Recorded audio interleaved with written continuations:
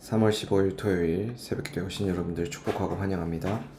다 함께 사도신경으로 3월 15일 토요일 새벽기도회를 시작하겠습니다. 나는 전능하신 아버지 하나님 천지의 창조주를 믿습니다. 나는 그의 유일하신 아들 우리 주 예수 그리스도를 믿습니다. 그는 성령으로 잉태되어 동정녀 마리아에게서 나시고 본디오 빌라도에게 고난을 받아 십자가에 못 박혀 죽으시고 장사된 지 사흘 만에 죽은 자 가운데서 다시 살아나셨으며 하늘에 오르시어 전능하신 아버지 하나님 우편에 앉아 계시다가 거기로부터 살아있는 자와 죽은 자를 심판하러 오십니다. 나는 성령을 믿으며 거룩한 공교회와 성도의 교제와 죄를 용서받는 것과 몸의 부활과 영생을 믿습니다. 아멘. 다 함께 찬송가 156장 머리에 가시관 붉은 피 흐르는 함께 찬송하겠습니다.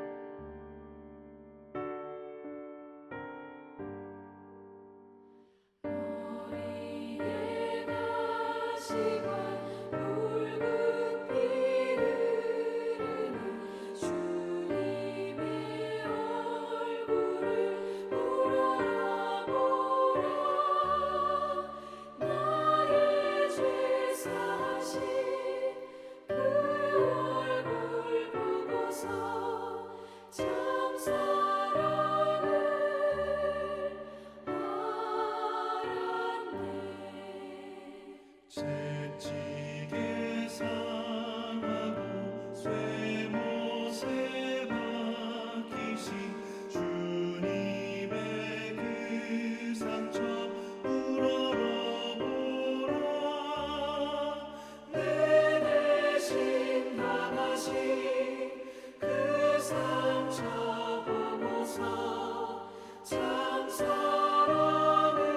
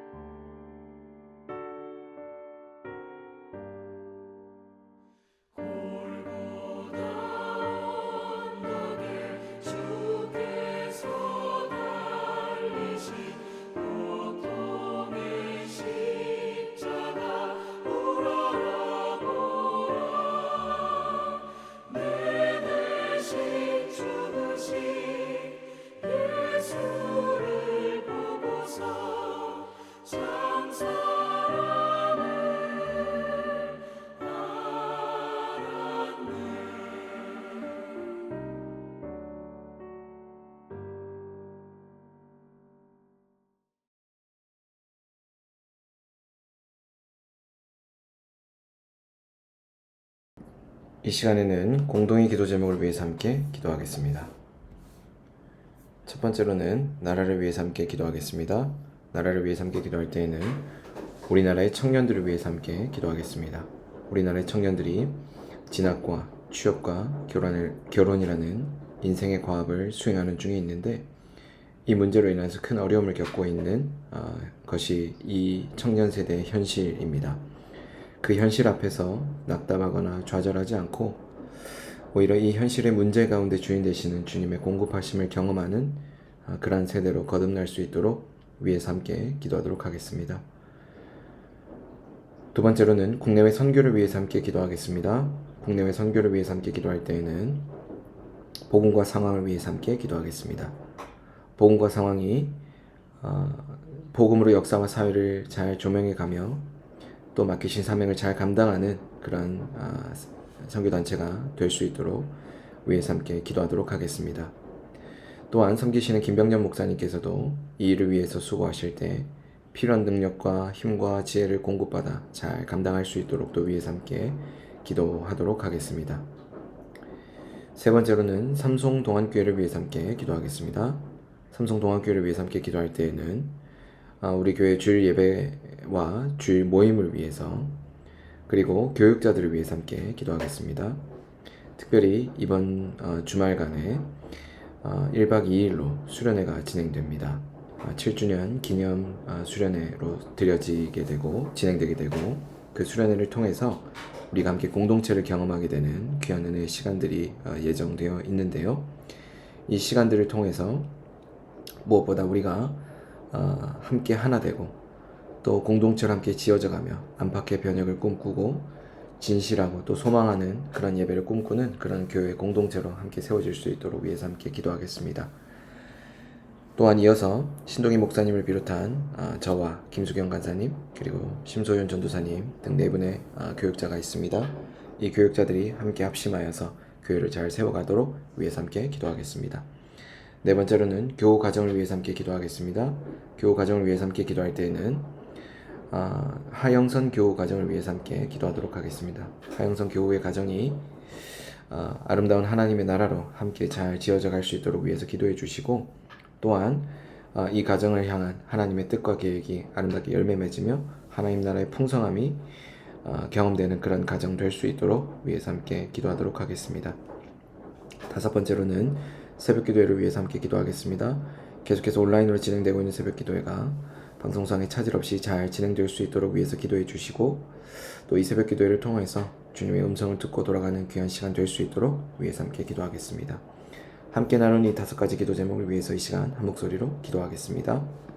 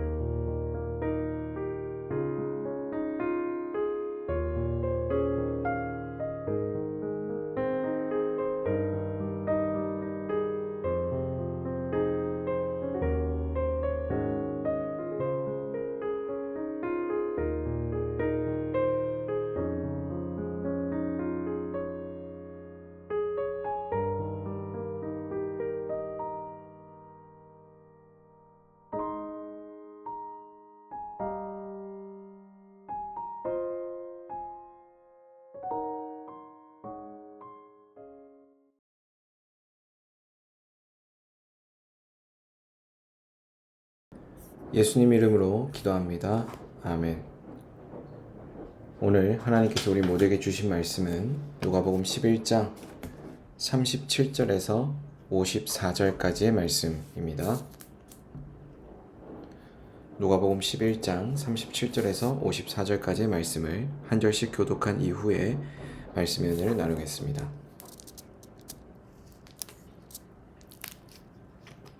한 절씩 교독합니다. 예수께서 말씀하실 때에 한 바리새인이 자기와 함께 점심 잡수시기를 청함으로 들어가 앉으셨더니 잡수시기 전에 손 씻지 아니하심을 그 바리새인이 보고 이상히 여기는지라.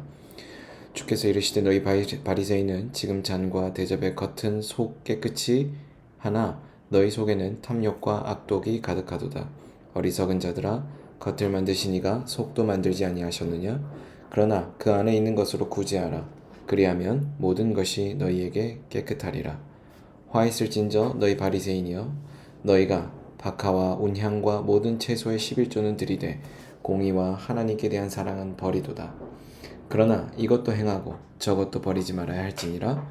화 있을진저 너희 바리새인이여, 너희가 회당의 높은 자리와 시장에서 문안 받는 것을 기뻐하는도다. 화 있을진저 너희여, 너희는 평토장한 무덤 같아서 그 위를 밟는 사람이 알지 못하느니라. 한 율법교사가 예수께 대답하여 이르되 선생님, 이렇게 말씀하시니 우리까지 모욕하심이니이다. 화 있을진저 너희는 선지자들의 무덤을 만드는도다. 그들을 죽인 자도 너희 조상들이로다. 이와 같이 그들은 죽이고 너희는 무덤을 만드니 너희가 너희 조상의 행한 일에 증인이 되어 옳게 여기는도다. 그러므로 하나님의 지혜가 일렀으되 내가 선지자와 사도들을 그들에게 보내리니 그 중에서 더러는 죽이며 또 박해하리라 하였느니라. 창세 이후로 흘린 모든 선지자의 피를 이 세대가 담당하되 곧 아벨의 피로부터 제단과 성전 사이에서 죽임을 당한 사갈의 피까지 하리라. 내가 너희에게 이르노니 과연 이 세대가 담당하리라. 화 있을진저 너희 율법교사여, 너희가 지식의 열쇠를 가져가서 너희도 들어가지 않고 또 들어가고자 하는 자도 막았느니라 하시니라. 거기서 나오실 때 서기관과 바리새인들이 거세게 달려들어 여러 가지 일을 따져 묻고 그 입에서 나오는 말을 책 잡고자 하여 노리고 있더라. 아멘. 오늘 우리가 함께 읽은 누가복음 11장 37절에서 54절까지의 말씀에서는 제자들이 주님의 기도의 모범을 가르쳐 줄 것을 요청한 그 장면 뒤에 이어서 계속해서 예수님께서 바리새인들을 향하여서 경고하시고 또 비평하시면서 진정한 신앙, 진정한 믿음이란 과연 어디에 초점을 두고 있어야 되는지에 대해서 이 본문은 말씀해 주고 있습니다. 특히 이 본문은 믿음이라는 것의 실체, 믿음이라는 것의 본질이 과연 어디에 있는가에 대해서 함께 고민해 볼 수 있는 중요한 질문들을 몇 가지 던져보고 있습니다. 먼저 37절부터 41절까지의 말씀을 보겠습니다. 여기에 보면 한 바리새인의 초청으로 주님께서 그 집에 가서 점심을 잡수실 때에 손을 씻지 아니하심을 보고 바리새인들이 이상하게 여기는 장면이 등장합니다. 그래서 주님은 이들에게 너희 바리새인은 지금 잔과 대접의 겉은 깨끗하나 너희 속에는 탐욕과 악독이 가득하도다 라고 말씀하셨습니다. 여기 식사 전에는 손을 씻는 것, 구약시대에 이스라엘이 지켜야 했던 정결 의식 가운데 하나였습니다. 야다임이라는 소책자는 손을 다루는 책자입니다. 그 내용의 일부를 보면 만일 한 사람이 한 그릇의 물로 한쪽 손에 붓는다면 그 손은 정결하다. 그런데 마이어는 만일 한 그릇에 물을 두 손을 붓는다면 그 손이 불결하나 4분의 1 통이 이상의 물을 더 붓는다면 그의 손은 정결하게 된다라고 말합니다. 이 책의 내용은 이스라엘 발전 가운데 발전해온 정결 의식은 의식만 발전했을 뿐 그 의식이 주는 내용은 결여되어 있다라는 것을 말해 줍니다. 실제로 바리새인들의 율법 해석을 보면 정결 의식뿐만 아니라 율법 전체가 내용의 발전이 아닌 단순한 의식, 이런 것의 발전만 가지고 와서 결국 이스라엘로 하여금 종교적 형식주의에 빠져버리게 했다는 것을 알게 됩니다. 그러나 하나님께서 우리에게 예배 의식을 포함하여 모든 신앙의 의식을 주신 것은 그 의식을 통해 하나님의 깊은 뜻을 깨닫도록 주신 것이란 이 깊은 진리를 우리가 함께 알 수 있습니다. 그러므로 우리가 여러 가지 신앙 의식에 참여할지라도 그 의식을 통해서 하나님께서 우리에게 주시는 내면의 소리를 듣지 못한다면 종교 형식주의에 빠져버리게 되는 것입니다. 주님은 이처럼 종교적 형식주의에 빠져버린 무리들의 어리석음을 깨우쳐 주기 위해 다음과 같이 말씀하십니다. 40절과 41절에 그들의 어리석음을 지적하시면서 바리새인들은 정결 의식을 통해 자신들의 외모를 깨끗하게 하였지만 그들의 속은 탐욕과 악독으로 가득하여 더럽혀져 있다라고 지적하십니다.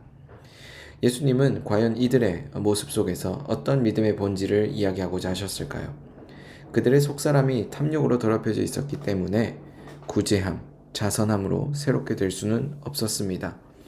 그래서 주님은 오직 그 안에 있는 것으로 구제하라, 그리하면 모든 것이 너희에게 깨끗하리라 라고 말씀하신 것입니다. 자기 자신부터가 먼저 깨끗하여져야 된다라고 이야기하신 것이죠. 그러면 여기에 한 가지 더 덧붙여서 설명이 필요합니다. 그들이 스스로 정결하게 자신의 어떠함을 다시 교정하고 마음을 고쳐먹으면 믿음이 생겼던 것일까요? 오늘 그들은 믿음의 출발이 자신의 내면에 있었다라는 것을 놓치고 있었다라고 주님은 지적하십니다. 그들의 내면에서부터, 그들의 가장 깊은 저 밑바닥에서부터 그 믿음의 출발이 시작되지 않으면 그 믿음은 끊임없이 외부로부터 주입된 어떤 기준에 의해서 나는 이미 믿음이 있다라고 평가할 수밖에 없다는 거죠. 쉽게 예를 들어서 내 자신이 먼저 하나님 앞에 믿음으로 세워지기 위해 회개하고 돌이키고 뉘우칠 것은 없는지 돌아보기보다 나는 이미 외형적으로 무언가를 하고 있고 흔히 사람들이 볼 때 이런 기준들을 갖고 있다라고 한다면 믿음을 가진 자라고 볼 수 있습니다라는 기준에 합당하기만 하면 실제로 믿음의 본질과 거리가 먼 삶을 산다 하더라도 그 사람은 그저 믿음이 좋은 사람이다 라고 평가할 수 있다라는 신념들이 그들에게 있었던 것입니다. 정작 자기 자신은 믿음으로 내면이 새로워지고 단단해지고 든든해지는 것을 바라지도 않으면서 겉으로 보여지는 것에만 집착하고 그것이 갖추어졌을 때 나는 믿음이 좋은 사람입니다 라고 자랑하기에 급급했던 바로 바리새인들의 모습 속에서 예수님은 믿음의 본질이 외부로부터 오는 것이 아니라 내부에서부터 시작된다라는 것을 지적하고 계시는 것입니다. 저와 여러분들도 마찬가지입니다. 우리는 끊임없이 우리 외부에 주어진 상황과 우리 외부에 주어진 그 무엇으로 우리가 믿음을 가졌느냐 가지지 못했느냐를 평가하곤 합니다. 그리고 그 외형적인 것이 충분히 갖추어졌다라고 한다면 내면에 우리가 새롭게 해야 될 무엇이 있음에도 불구하고 우리는 그것을 믿음의 갱신에 있어서의 중요한 작업으로 여기지 않습니다. 우리가 다시금 주님 앞에서 우리의 내면을, 우리의 이 마음의 지성소를 정결하게 하여 주십시오 라고 하는 기도 제목을 가지고 엎드리지 않으면 우리는 끊임없이 내가 투쟁하지 말아야 될 것들에 투쟁하며 그리고 그것을 통해 내가 확보하고자 했던 그 무엇을 확보하고자 합니다. 저와 여러분들이 헛된 그런 믿음의 길로 들어서는 것이 아니라 진정한 믿음의 길로 들어서서 하나님 원하시는 믿음의 사람들로 세워지기를 주의 이름으로 축복합니다. 두 번째로 42절부터 44절까지 단락을 보겠습니다. 첫 번째 37절부터 41절까지 단락에서 믿음의 본질이 출발점이 자기 자신의 내면에 있어야 한다라는 것을 함께 담고 있는 중요한 개념이다라고 살펴보았다면 42절부터 44절까지는 주님께서 계속해서 바리새인들의 외식을 책망하시면서 그들이 진짜 하나님을 의식하고 있지 않다라는 점들을 지적하시는 내용을 함께 볼 수 있습니다. 그들은 언제나 보이는 것에 신앙의 의식 등에 항상 초점이 맞춰져 있었기 때문에 하나님에 대한 공의와 하나님에 대한 사랑은 저버리고 오직 박하와 운향과 모든 채소의 11조를 그들이 드리는 것으로서 믿음이 있다라고 생각했습니다. 여기에서 중요한 것은 믿음은 하나님 중심적인 삶, 인간 중심적인 삶이 아니라 하나님 중심적인 삶이 바로 믿음이라는 것입니다.